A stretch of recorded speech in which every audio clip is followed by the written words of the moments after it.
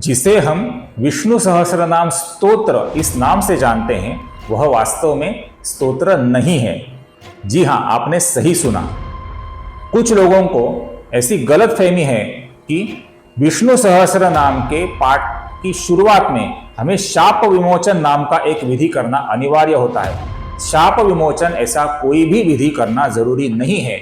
इस मालिका में श्री विष्णु सहस्र नाम के जो 1 से लेकर 107 तक श्लोक है, उन सभी श्लोकों के हर एक नाम के अर्थ का भी हम संक्षिप्त स्वरूप में विचार करने वाले हैं। उसके पहले हर एक श्लोक के उच्चारण का हम अध्ययन करने वाले हैं।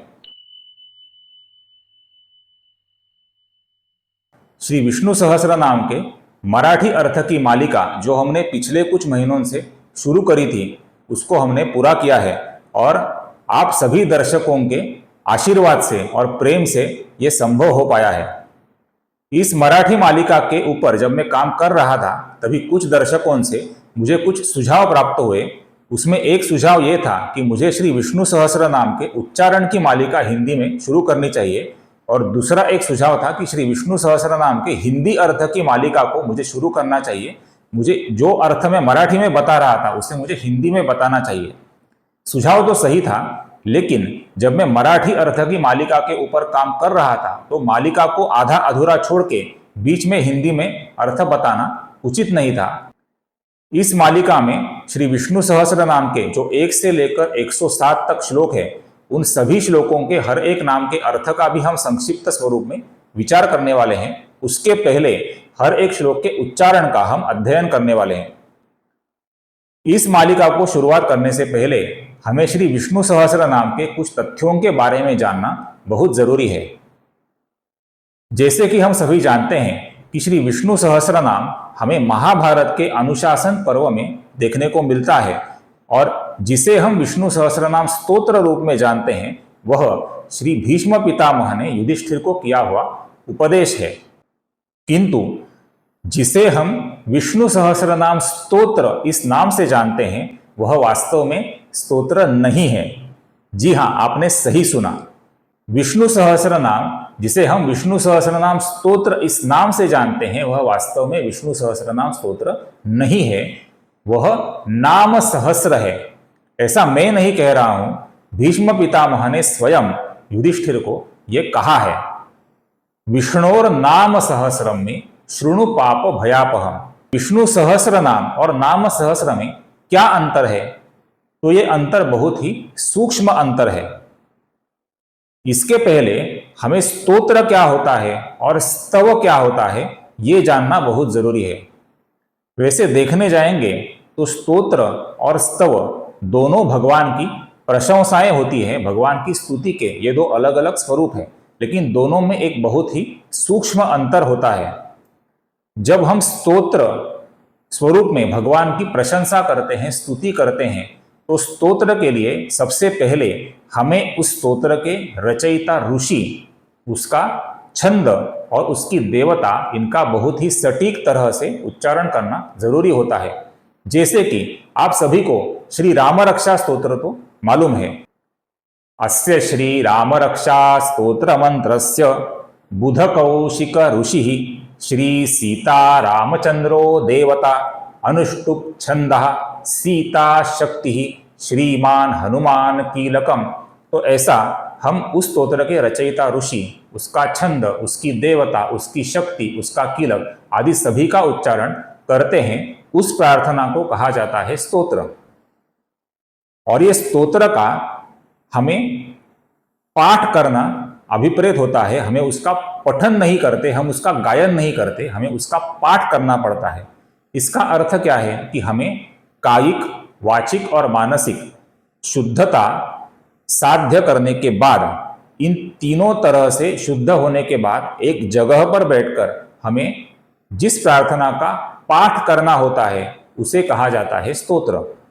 स्तव भी भगवान की प्रशंसा होती है। स्तव में भी स्तोत्र की तरह भगवान के रूप, भगवान के लक्षण और भगवान के गुण, इनका वर्णन पाया जाता है। लेकिन स्तव का हम पाठ नहीं करते, हम स्तव का पठन करते हैं, हम स्तव का गायन करते हैं, हम स्तव का स्मरण करते हैं, हम स्तव के वचनों का उच्चारण करते हैं। पठन, स्मरण, ब्रुवन। विष्णु सहस्र नाम जो वास्तव में नाम सहस्र है, ये स्तव है, ये भी विष्णु सहस्र नाम के फलश्रुति में हम देख सकते हैं।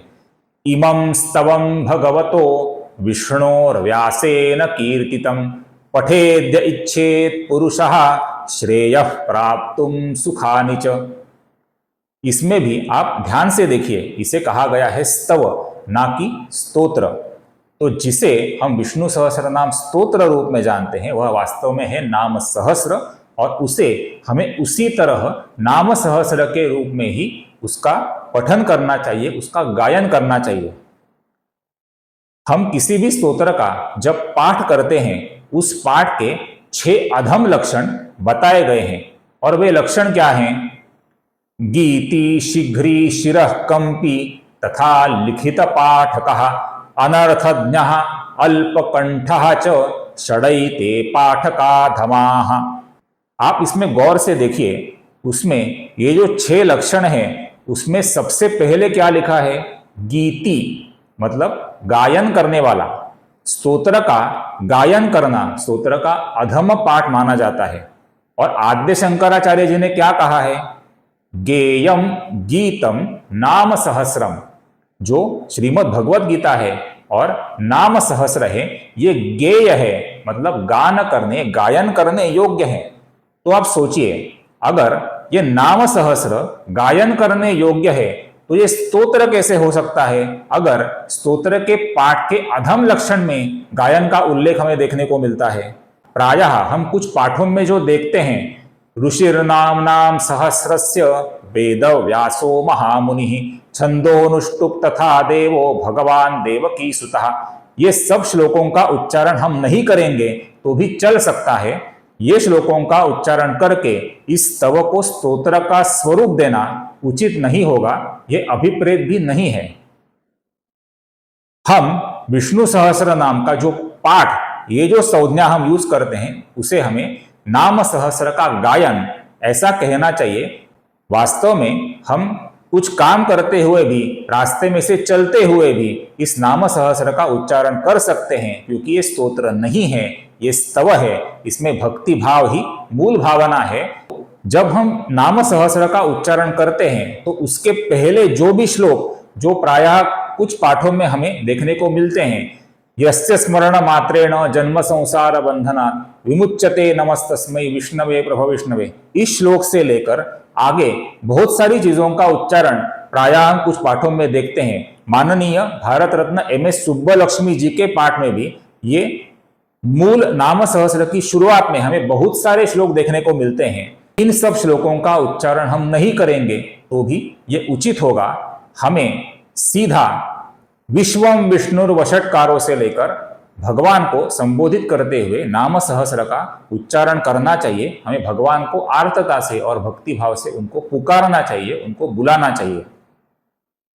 कुछ लोगों को ऐसी गलतफहमी है कि विष्णु सहस्र नाम के पाठ की शुरुआत में हमें शाप विमोचन नाम का एक विधि करना अनिवार्य होता है।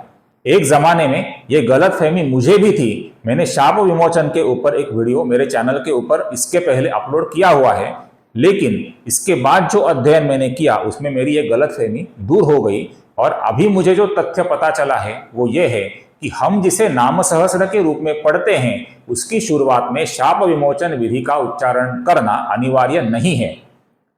विष्णु सहस्र नाम स्तोत्र रूप में हमें प्रायः 5 जगहों पर देखने को मिलता है।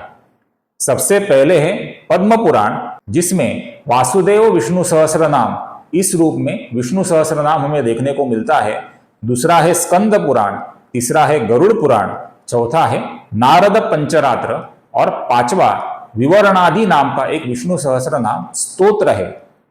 ये जो 5 स्तोत्र है दोस्तों, इन स्तोत्रों की शुरुआत में हमें शाप विमोचन नाम का विधि करना पड़ता है। ये जो शाप विमोचन नाम का विधि प्रायः हमें विष्णु सहस्र नाम की कुछ पुस्तिकाओं में देखने को मिलता है। उसमें ऐसा कहा गया है कि ये जो शाप विमोचन विधि है वह अगस्त्य संहिता का भाग है, किंतु आज हमें अगस्त्य संहिता की जो भी आवृत्तियां उपलब्ध होती है उनमें ये विधि हमें देखने को नहीं मिलता। एक कर्मठ गुरु नाम का ग्रंथ है, उसमें शाप विमोचन नाम के विधि का जिक्र हमें देखने को मिलता है। और शाप विमोचन ये जो विधि है, ये रोगों के निवारण के लिए जब इन 5 ग्रंथों के विष्णु सहस्त्र नाम का पठन किया जाता है, उसके पहले करने की विधि है। उसके पहले पढ़े जाने वाले मंत्रों का समुच्चय है। विविध प्रकार के रोगों की प्राप्ति मनुष्य को उसके बुरे कर्मों के फलस्वरूप में ही होती है, ऐसा कहा जाता है। और अतः ये जो रोग होते हैं, ये रोग मनुष्य को एक तरीके का शाप मिला है, ऐसी भावना से मनुष्य के जीवन में आते हैं, ऐसा इसमें अभिप्रेत है। रोग स्वरूप के शाप से छुटकारा पाने के लिए जो विधि विष्णु सहस्त्र नाम के शुरुआत में करना चाहिए, उसे कहा जाता है शाप विमोचन।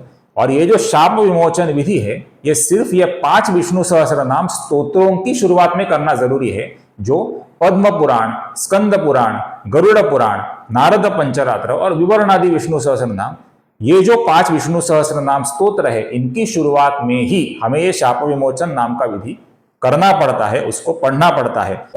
हम जो नाम सहस्र के स्वरूप में भगवान श्री हरि विष्णु के 1000 गौण लाक्षणिक नामों का उच्चारण करते हैं, उसके पहले शाप विमोचन ऐसा कोई भी विधि करना जरूरी नहीं है।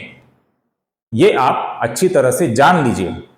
हम सीधा ओम नमो भगवते वासुदेवाय इस भगवान श्री हरि विष्णु के महामंत्र का उच्चारण करने के पश्चात सीधा विश्वम विष्णुर्वषट्कार से लेकर नाम सहस्र का उच्चारण शुरू कर सकते हैं। और अंत में सर्व प्रहरणायुध ओम नमः इति, इन शब्दों के उच्चारण से हम नाम सहस्र के गायन को समाप्त कर सकते हैं।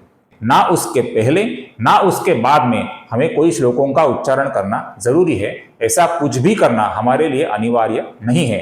किंबहुना जो फलश्रुति है, वो फलश्रुति का उच्चारण भी अगर हम नहीं करेंगे तो भी चल सकता है, क्योंकि फलश्रुति में जो फलों का जिक्र नहीं है, उनका उल्लेख नहीं है, वे फल हमें देने में भी भगवान श्री हरि विष्णु सर्वसमर्थ हैं। वो ऐसे भी फल हमें दे सकते हैं जिनका उल्लेख इस फलश्रुति में नहीं है। वास्तव में भगवान श्री हरि विष्णु अच्छी तरह से जानते हैं कि कौन सा फल कौन से साधक को किस समय देना चाहिए। अतः हमारे लिए चाहिए कि हमें सिर्फ भक्ति भाव से भगवान श्री हरि विष्णु को नाम सहस्रों का गायन करते हुए उन्हें हमें भक्ति भाव से पुकारना है, उन्हें हमें बुलाना है। इतना ही भाव अगर हम अपने मन में रखेंगे तो भी चल जाएगा। अतः आगे आने वाले कुछ वीडियोओं के माध्यम से हम श्री विष्णु सहस्त्र नाम के शब्दों के नामों के उच्चारण का अध्ययन करेंगे और हर एक नाम का संक्षेप में अर्थ के अनुषंग से हम विचार भी करेंगे। इस मालिका को आपके आशीर्वाद की बहुत आवश्यकता है। अगर वीडियो आपको अच्छा लगे तो डेफिनेटली वीडियो को लाइक कीजिए, ज़्यादा से ज़्यादा शेयर कीजिए और मेरे चैनल को कृपया सब्सक्राइब करना ना भूलें। आपके सब्सक्रिप्शन के स्वरूप में सपोर्ट की मुझे अत्यंत आवश्यकता है। तो मिलेंगे अगले वीडियो में भगवान श्री हरि विष्णु के नाम सहस्र के पहले श्लोक के उच्चारण और संक्षिप्त अर्थ के साथ। तब तक टेक केयर। जय श्री राम।